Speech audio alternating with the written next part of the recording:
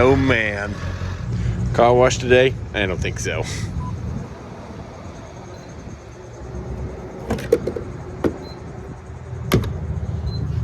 You know, I wonder if I put premium in this thing. Oh, you gonna be a treat? Okay, good.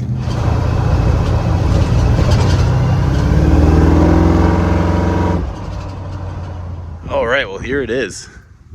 The new project. So, I wasn't really on the hunt for a project. I actually found a project I was really happy with, which was my 74 Dodge W200. Now, if you haven't seen the videos on that truck, definitely go check them out. We saved it off of a farm where it sat for like 15 years. Fired up super easy. It was a sweet old truck, but ended up being contacted by a guy who owned it about 20 years before me, and he had to have it back. It was his high school truck. I felt for him, so I ended up selling it back to him, even though I love that truck. So I'd been kind of project truck list for a few months now, keeping my eyes out, and this thing popped up. So what is it? It is a 1971 GMC, not a Chevy, Suburban.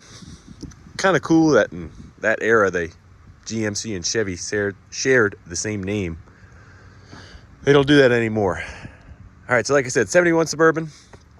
It is a K20. Actually, originally it was a K10 truck, but the previous owner has swapped some different axles into it, and we'll get into that. For now, let's look at the body, which there is no way around it. The body is rough. Starting up front here, we got trimmed fenders. They're pretty floppy too. Some little holes, not horrible. We got a mismatched hood, which it's like crap, but whatever, it's on there. So I think it is the right hood. I have a 67 truck, and I think it has this hood on it. It's not supposed to, so at least it is the right hood. Maybe we can do some massaging. Coming back here, we got a mismatched door here. The guy I bought it from swapped this on because the original door wasn't really cutting the cheese anymore. Speaking of cutting cheese, man, we have some rust down here. So this rocker here had been replaced recently, but it's already starting to go again. Now, if you're not familiar with these trucks, they're called 3-doors. As you'll notice here, it's missing a door. That's normal. I think that's how they all were, is my understanding. So no door here, but it does have a door on the other side like a Suburban. It still has window glass here. I don't know if they roll down or not. I gotta look at that. No, I gotta know. Okay, yeah, so it does roll down in theory. Okay. Fender, not good. Rocker, meh. Quarter, bad. This is the worst part of the truck, I think. So back here, pretty dang gone, inner and outer. The wheel arch here would definitely need an inner fender. Definitely would need. Now, maybe one of you guys can help me out. I've been doing some research trying to find some patch panels for this thing. Some people are saying that the truck bed sides are the same wheel arch, which would be nice because that would get me from like here back to maybe here. But I don't know for sure. If one of you knows, definitely let me know. Pretty rotten all the way around. Now, this truck is cool. I mean, this year is all barn door trucks, is my understanding. My last Suburban I had was an 89, and that had the roll down window. I hated that thing. Barn doors is where it's at. It does actually fold all the way open, which is really cool. These doors are actually in very savable shape, other than this, but that would be easy enough to patch. But I can live with them for now, and that's good because these are pretty unobtainium. The latches work and everything, so that is really nice. Got a decent bumper. It does have a hitch. Under here we have a 45-gallon fuel tank tucked away. That was put in a long time ago, he said. Now, the one good spot of this truck is the roof, thankfully. From about here up, the truck is very clean. I haven't seen any rust that concerns me that high, which is good because roof repairs are really tough to do right. Down along here, we have a little bit of rust under the doors. You can just see that inner wheel well. That's the only rust we really have back here. pretty cool. This does have a, we'll talk more about the interior later, but it does have a plywood floor, and apparently that is factory, which I never knew. All down here, we're pretty good though, which is nice. That'd also be pretty tough to fix, right? It's got true duals, which is pretty sweet. Coming around this corner, we got a couple dings and dents, but dings and dents don't really bother me.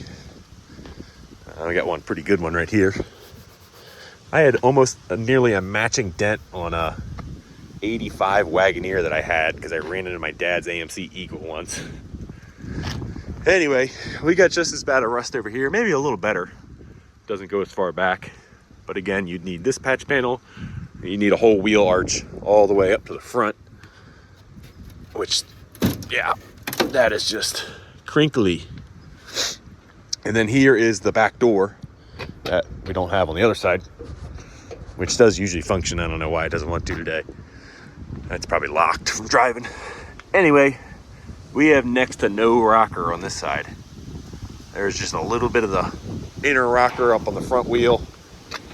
It is gone. So thankfully the floor is remarkably in decent enough shape. I know the driver's side's been patched. This side looks original enough. Gonna need some work though, but at least most of the lip is here, or close, for tying a rocker in. These doors are both original, and they are, this one's probably not totally trash. Let me see if I can get this door open. It was a little bit locked.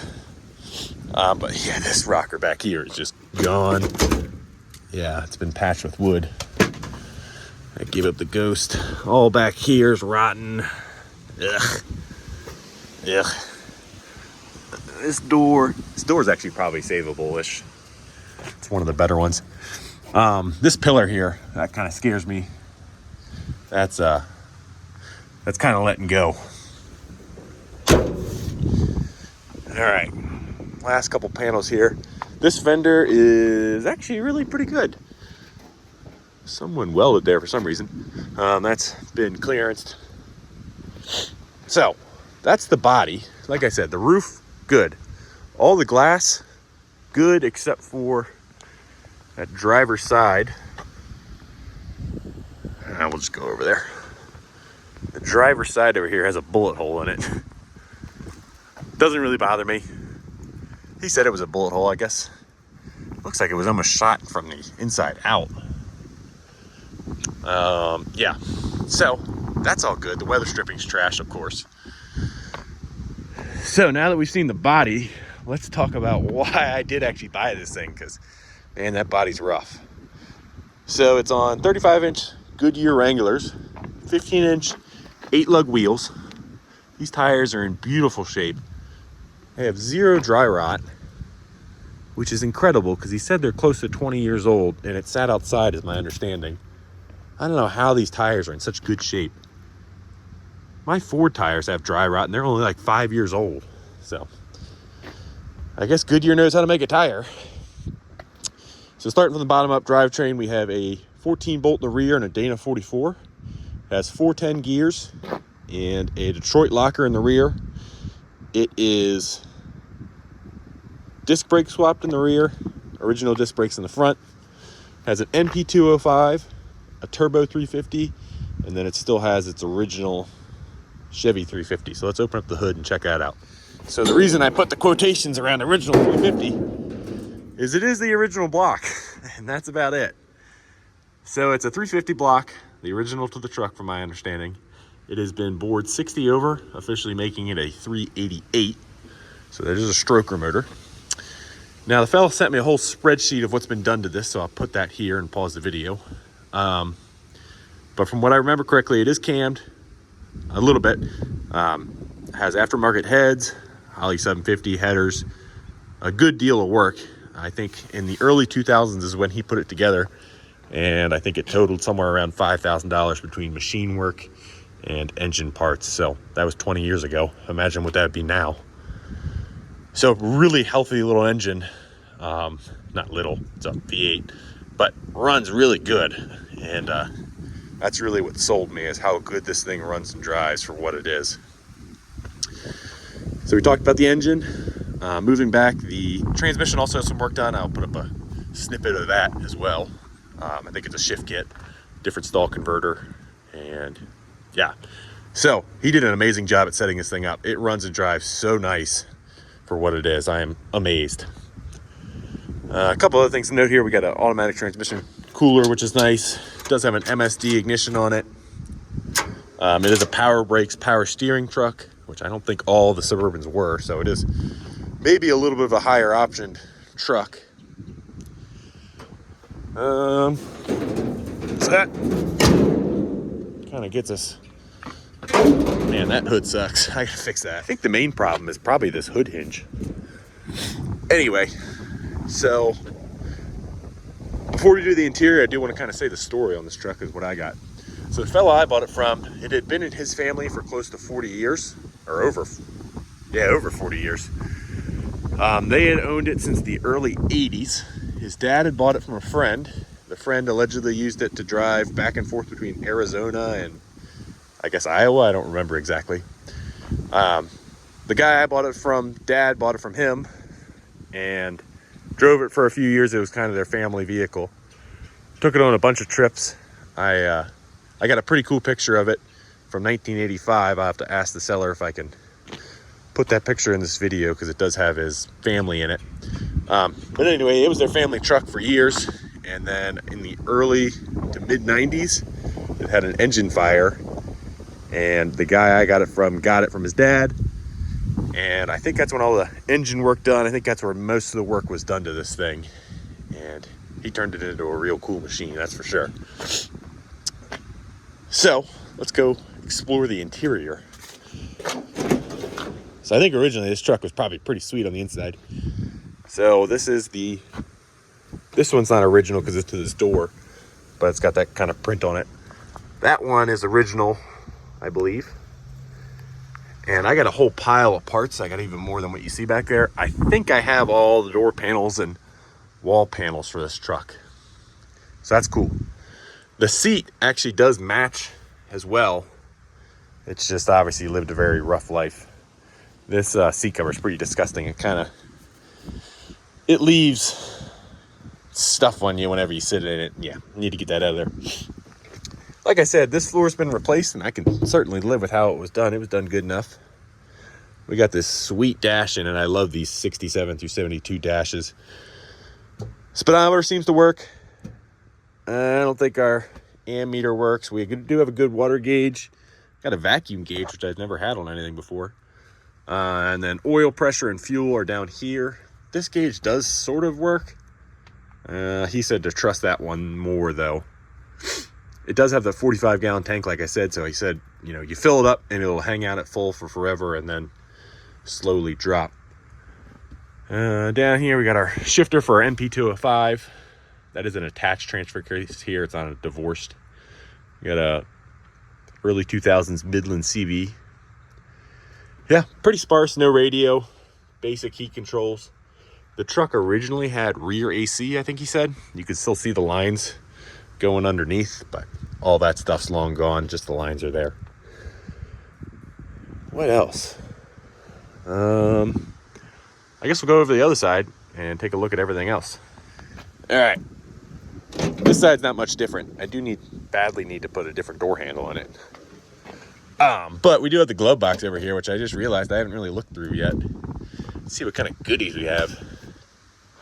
Never really found anything super cool. I found a couple tools and stuff in glove boxes, but some people find some real treasures. Yeah. You guys found anything cool in toolboxes or glove boxes before? Oh, not a good sign when you find fuses. Ooh, cool Holly sticker. You got an ancient flashlight. Registration card holder. Lock thaw. Ooh, another ignition switch. That's nice. This one's really worn out. Marker light. A ground. That's not a good sign either. Oh, an HEI module. Well, that one's used too. That's not good. I was hoping it would be a new spare for that distributor. Ooh, we're really striking out on the things you want to find. A bunch more fuses. Well, makes up for it with the cool Elderbrock sticker. Some tape. The GMC Sudden Service System. What is this about? Need answers to truck service and maintenance questions? Oh, cool. You can talk with truck experts in Pontiac, Michigan. Yeah. We should try and call them. Hey, can you help me with my 71 Suburban, please? It's got some rust issues. I got a muffler. Wait a guess an invoice from the last time I got some exhaust work done.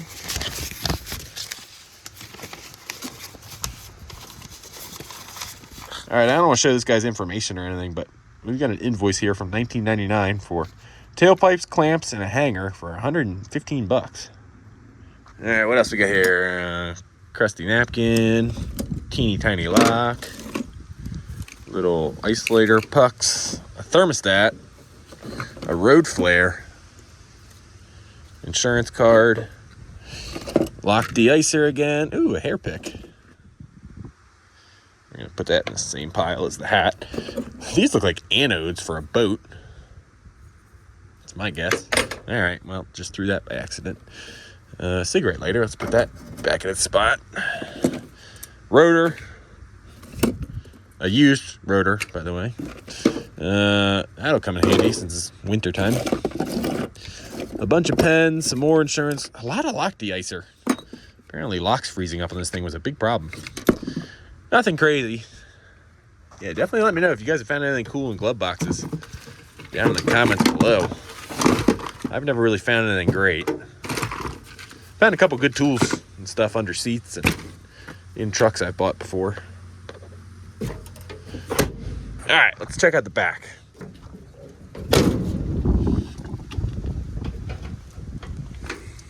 Maybe. Oh, this son of a gun. So we got a whole pile of parts here. I think I'll go through this back at the garage. A lot of glass, the rear seat, wiring harness, all kinds of stuff. But we'll dig that out and kind of categorize it. Back here, we do have a CB antenna up on the roof. I don't know if I showed that. Pretty cool. No headliner, which I guess these would have originally had headliner. I'm not sure. And then here's that plywood floor. Like I was saying, it starts up here, and the whole cargo area is just all plywood. It seems to be in decent enough shape. Fared a lot better than the rust or the metal. Yeah. So that's kind of the whole truck, I think. The only other thing I could show is the underside, which is kind of getting dark out, so I don't think we're going to be able to see that. But I figured right up here above the Mississippi would be a decent enough spot to kind of introduce this thing. So now you've seen the truck, you know the story, we know what drivetrain it is.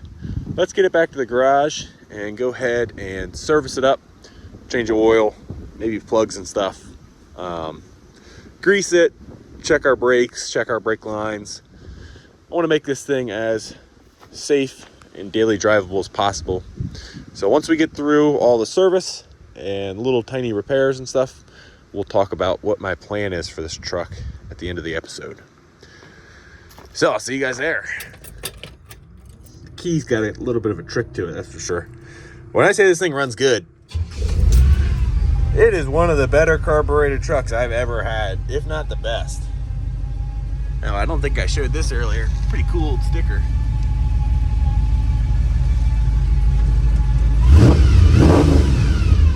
Yeah.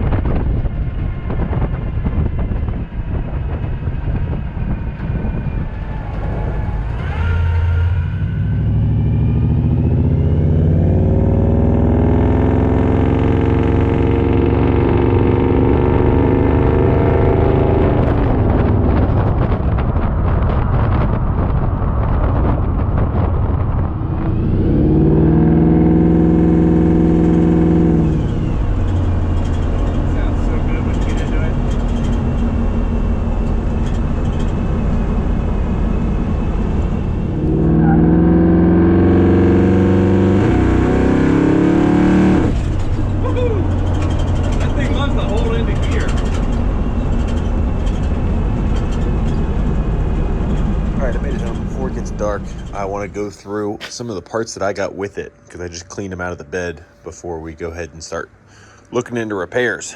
So we got 3 spare doors. We have a passenger front, passenger rear, and the original driver door. These aren't perfect. They're a lot better than what's on it. That one's got a little bit of corner rot. It looks like it's had about 1 million different mirrors on it at different points. I think they're fully dressed out with door handles. Yeah, this one's got interior panels. That one's missing its interior panel. What else do we have? We have 2, not new, but replacement side back windows. I'm sure those are probably worth a good chunk of change.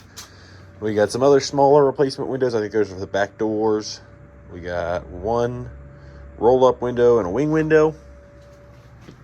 We have, I hope, most of the door panels. Oh, a freaking bird just slammed into the roof of my deck here.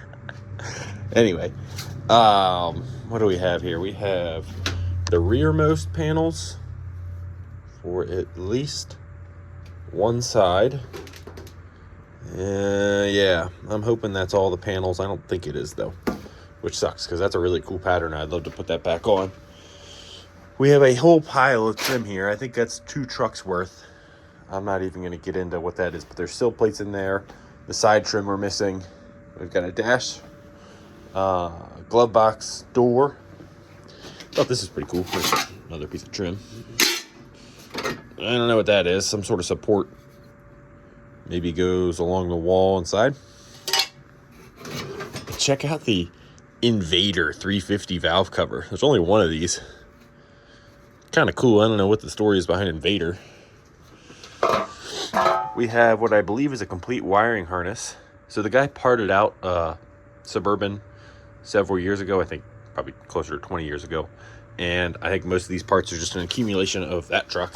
So I'm assuming that's a complete wiring harness, or at least a good chunk of one complete one. We have a bunch of little stuff. Gauges, head studs, lug nuts, rotor, coil, all kinds of crap. Some of that's probably just junk. We'll go through that. Probably not worth keeping the head studs and stuff.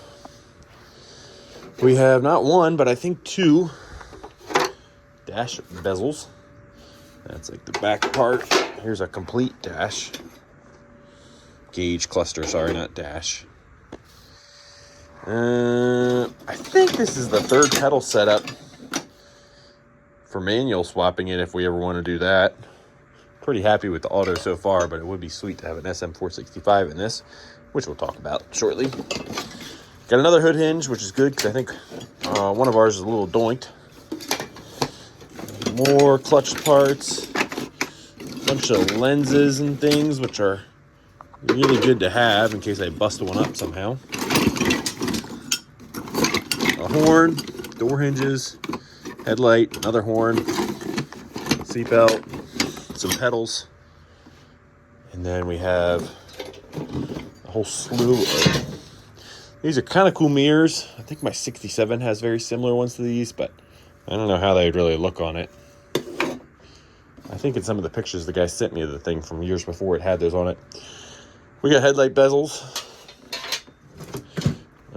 window track. No idea what that is. That looks like the skid plate off my Honda Odyssey.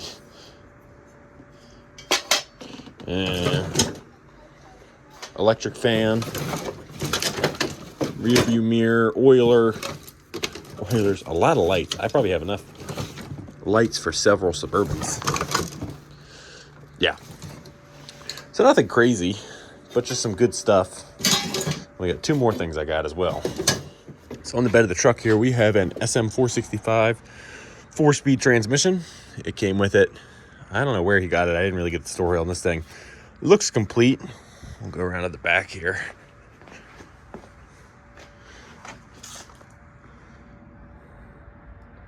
Yeah, I don't know. Not super familiar with the SM465s. They're decent enough transmissions, but they're only 4 speeds, I think. So, not amazing. Then over here, the last little goodie we got is what I hope is a mostly complete NP205, but I fear it's probably not. He just kind of threw it into a bucket for me, so I'm sure we're missing a couple things.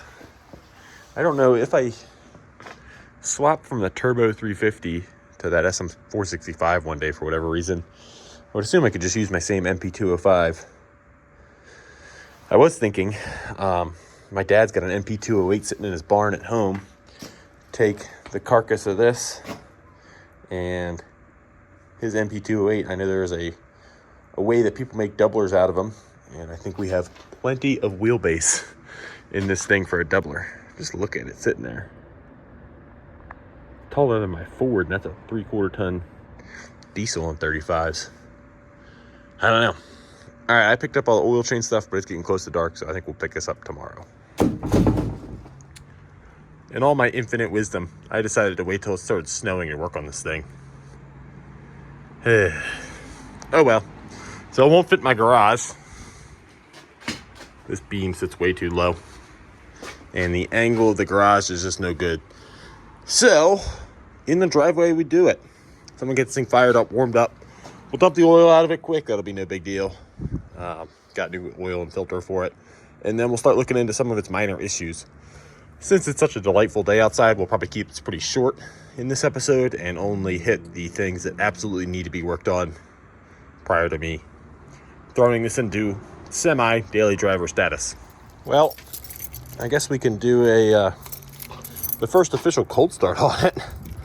See the one bright spot of this. Give her 2 pumps. I wonder what key it is. The ignition's a little funky. Jeez, oh Pete.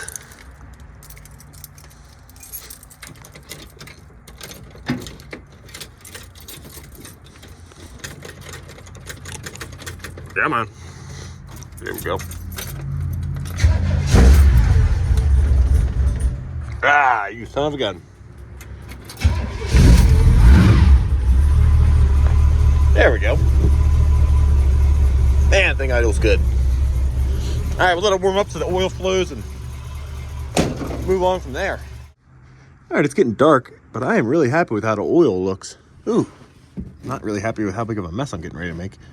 I'm gonna put the camera down. All right, while we're under here, might as well show you what's going on the floors and cab supports, etc. So we have, this is the driver rocker, which he had replaced once, and it's going again already. So this is our cab seam here.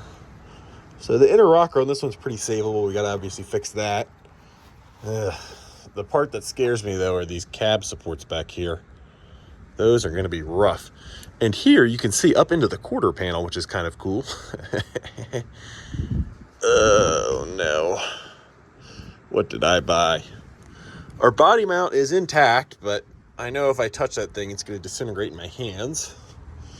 But remarkably, like the floor, yeah, it's got some scabbies, but that's savable up to there. So we're going to have to do these kind of support guys here. This one, I assume the rear used to have one and that's gone. I don't know. It's going to need inner and outer rockers.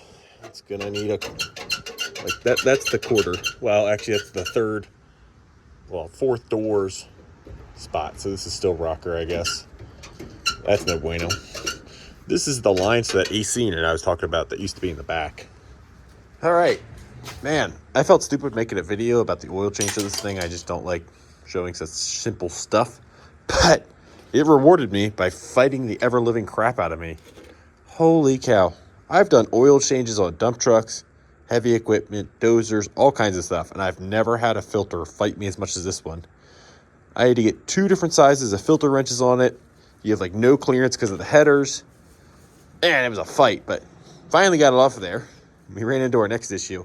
So this is a Wix 51061. Pretty normal size filter. Now the one I got, which the fella I bought the truck from had listed on his spreadsheet, was a 51794. Gigantic, more heavy equipment looking. I mean, not gigantic for heavy equipment standards, but big for a truck engine, a 350. They seem to measure up diameters of threads. It threads on there nicely. Same amount of holes to drain. So I think we're good. It's just a bigger capacity.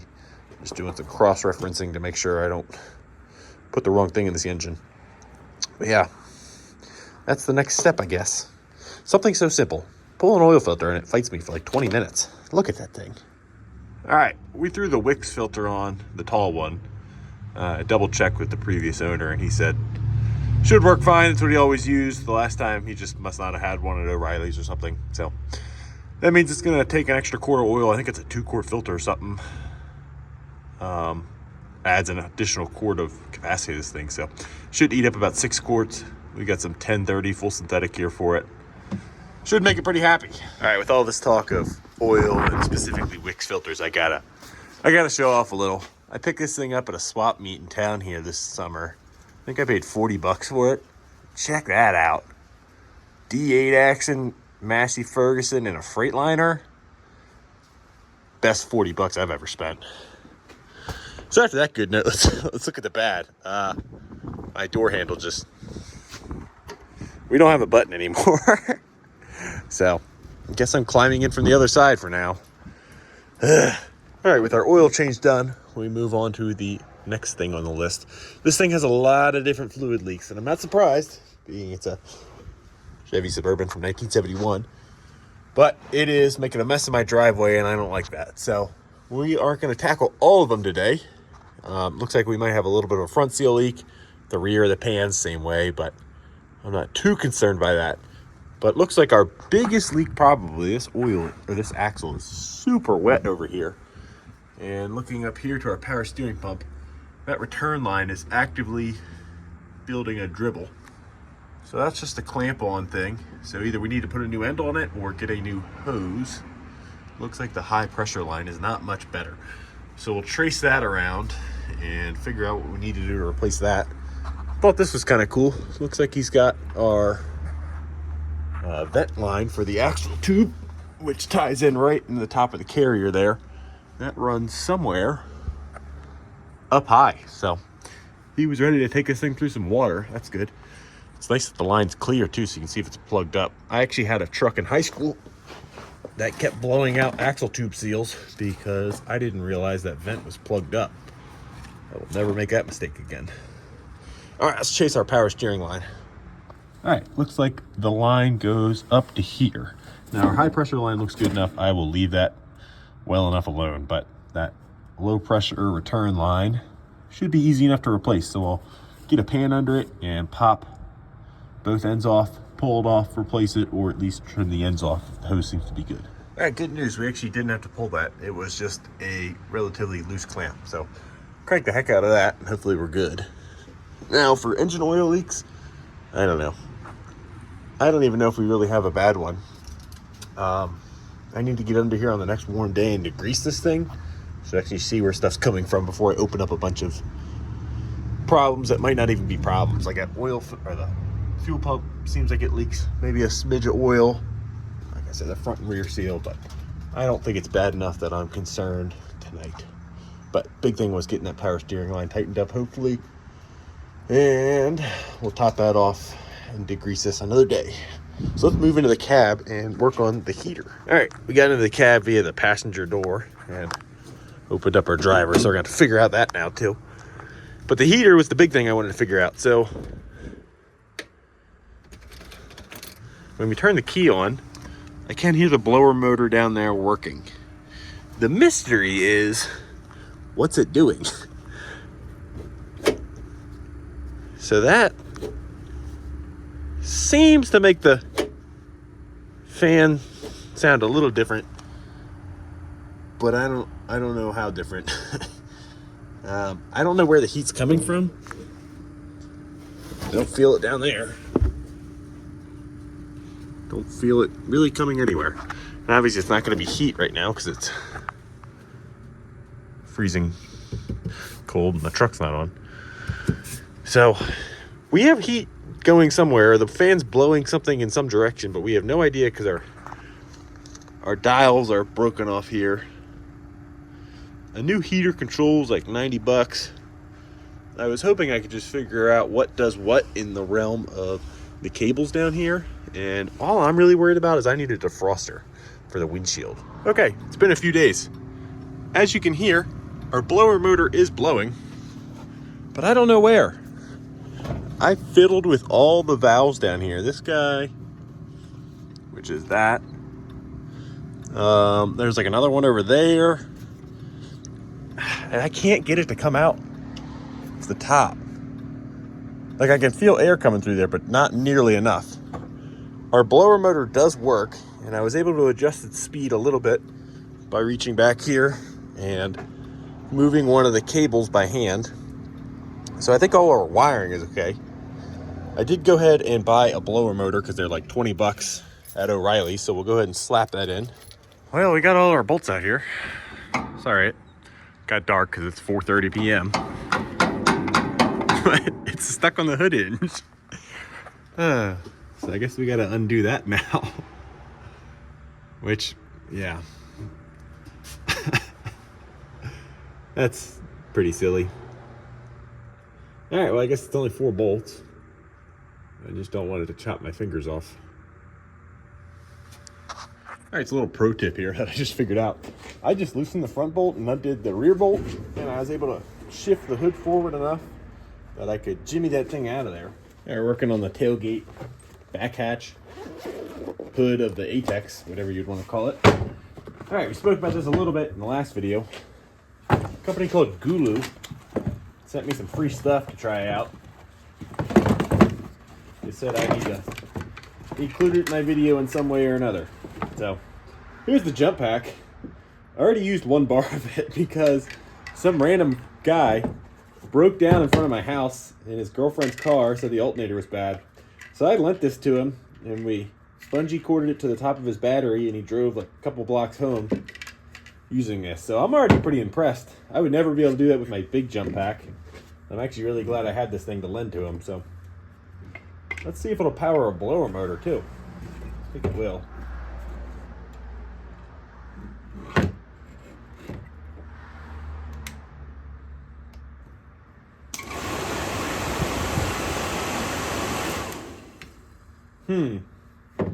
That sounds and works pretty good.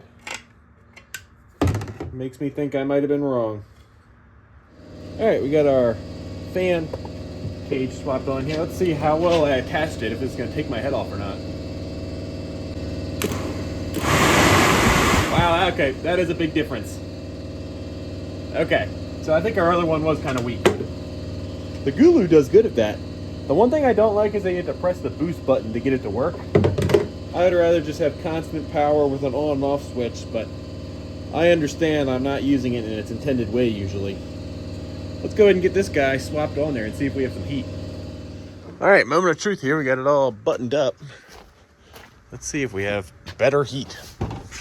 Well, we won't have heat because the truck's not running, but see if we have some airflow.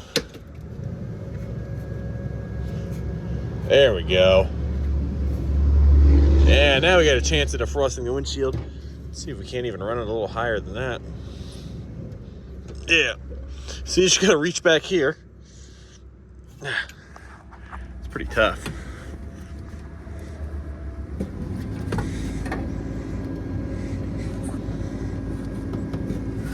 I think it's about time we replace the heater controls because that kind of sucks.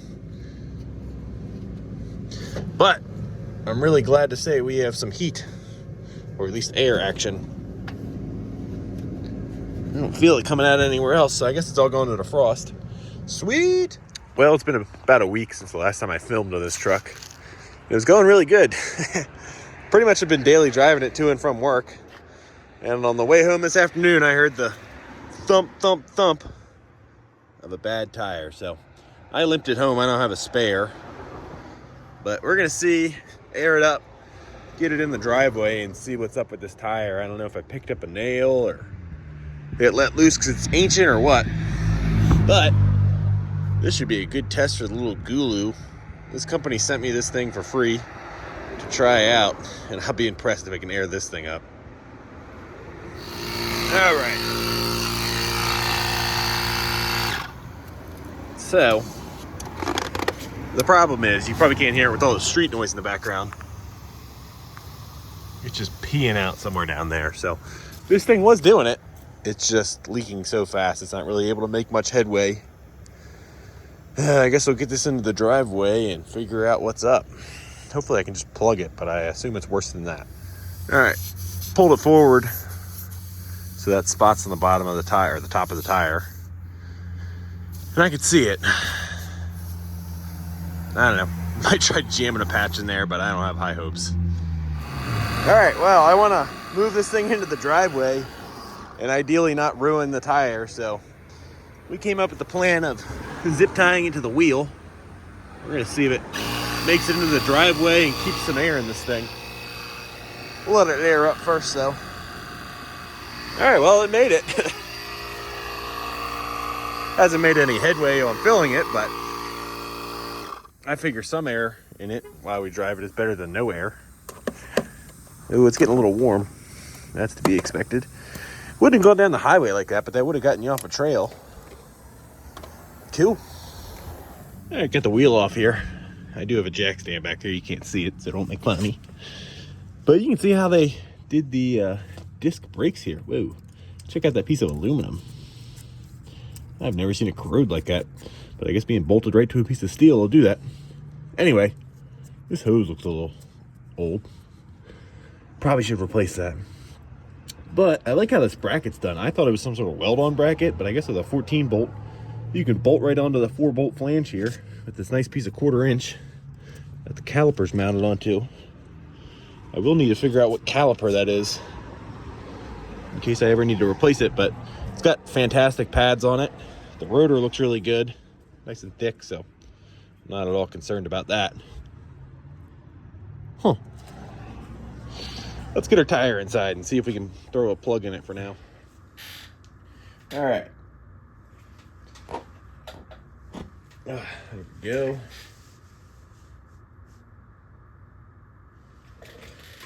That went in really pretty easy. Oh, nice. That fell off.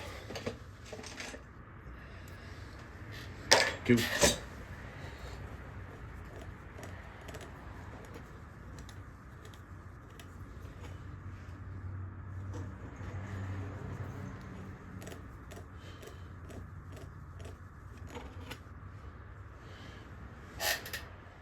All right, well, cowabunga it is, I guess.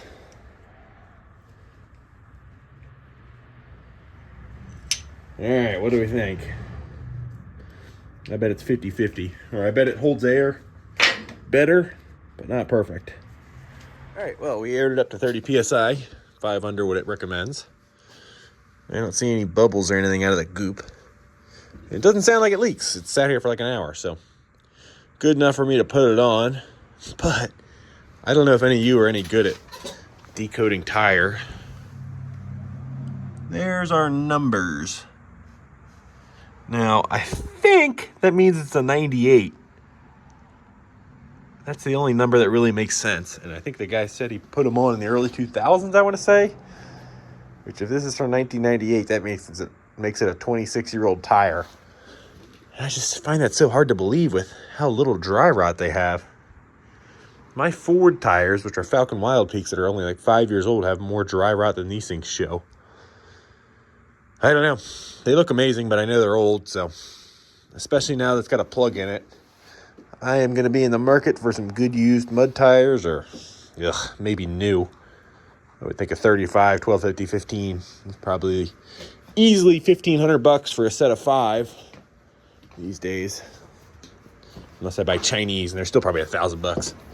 Anyway, let's get this thing thrown on the truck, and we can at least drive it locally for a little while carefully until we figure out some tires. So we reinstalled the tire, and I've been driving the truck now for another week without any issue, which is awesome. But I am 100% on the hunt for a new set of tires for this thing because of how old I believe they are. Anyway, we're going to wrap up this video, but before I do, I want to talk about why I bought this thing and what my plans are for it as of now. So, I've always been a huge fan of the 67 through 72 trucks, especially the 4-wheel drive trucks. I have a 67 C10, it was my first truck, so they have a big part of my heart. And I always really liked the Suburbans. I've never had a Suburban this old, but I did have a square body Suburban, and it dominated in the snow, which is a big part of why I bought this thing. So I did not just buy this truck just to be a winter beater. It would be kind of silly to do that. Although it'll be great at it, I have further plans for this truck, which I hope to do next spring if I still like it as much as I do now. Now, majority of those plans is just fixing as much of the rust as possible. I'm not going to go crazy and restore this truck. I want to keep it so I can still take it camping or take it down trails or whatever the heck I want to do with it and not worry about it. I don't think this body's restorable. The more I look at it, if I wanted to restore this thing and make it really nice, I'll just track down another body in the future. So for now, we're just going to make it presentable in one color next spring, I hope, and drive it as is. I also would love to throw my old worn 8270 up on the front bumper, build a custom bumper, maybe a custom rear bumper, and do some other cool stuff to it. But this truck's kind of a blank canvas, and I haven't completely decided what direction to go with it yet, so let me know what you guys would do with it. Anyway, thank you guys for watching, and please keep an eye out for a future video on the Suburban. I'm sure it'll be in the background of a lot of my videos, but probably not a whole lot of work done to it until next spring since it's 10 degrees outside and it does not fit my garage. So thank you guys for watching, and I'll see you on the next one. Well, that's what I get for trying to make cool shots. Just slammed into this pole. Oh, little buddy, all right? Oh, the gimbal ain't looking too hot. Oh, no. All right, we just did some calibrations. Let's see if she's back in business. Oh, yeah. Oh, it's a little fussy about the wind.